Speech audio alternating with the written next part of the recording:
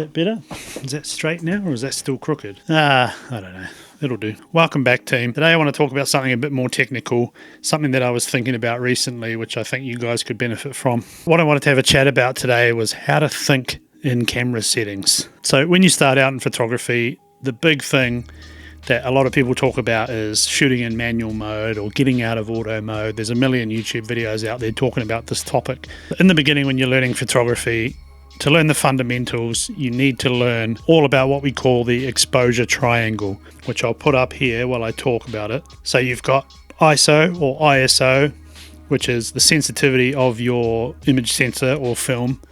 You've got aperture, which is the amount of light that your lens is letting in onto that sensor, and then your shutter speed, which is the amount of time your shutter's open, basically for how long your shutter opens, lets light in, and then closes again. So these three things are the fundamental settings for learning how to shoot in manual mode. We're just learning the basic technical side of how cameras work or how photography kind of works within the camera. Like I said, when you start out, you strive to shoot manual all the time. Once you get to a level where you've been doing it for a while, whether it's for a living or just in whatever context you do photography in, you actually start to think in camera settings.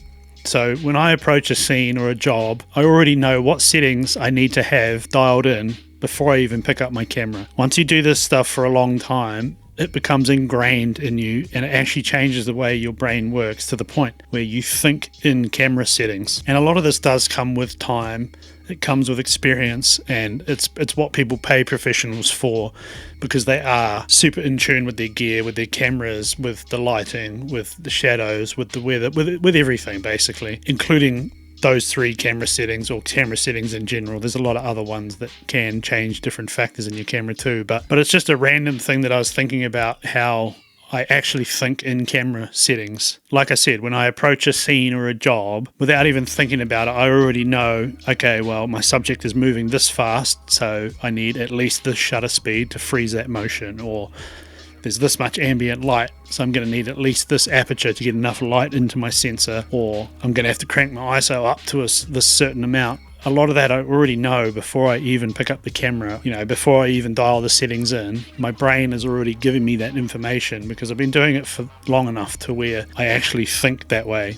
So for you guys starting out, you're striving to shoot in manual, but this is just a funny little observation that I made about how I do things and the fact that I literally think in camera settings. So when you're on your journey of learning the craft of photography, the exposure triangle is just one technical aspect of how your camera makes images, but it's a very important one to master for that reason, because it trains your brain to think in those settings. Now, a lot of the time I shoot auto ISO, so my cameras don't come out of manual mode, but I will run auto ISO when I'm shooting in good lighting conditions, and I just set my maximum ISO that I want the camera to bump up to, and then it's just my aperture and my shutter speed that I have to worry about. And that's because I know that up to a certain ISO I can still deliver a nice clean image.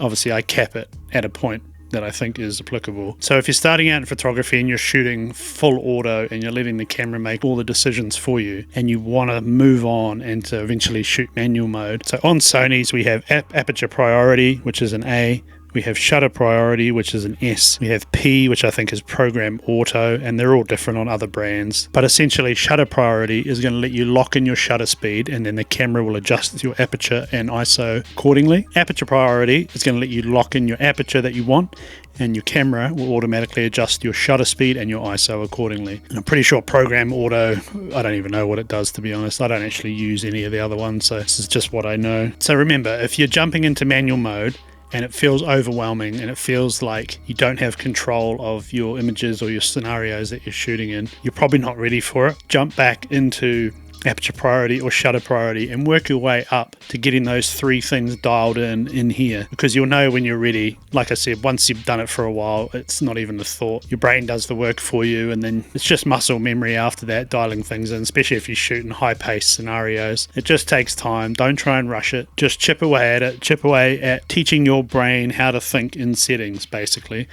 This is just a random thing I was thinking about the other day, and I thought it could be some useful information for you guys. It might not be. I'm just here to help and give you the information that I have. Learn those settings, get them dialed in, get out there, keep shooting, and before you know it, you'll be thinking in camera settings. Trust me. We'll see you in the next video. Thanks for watching. Appreciate all of you.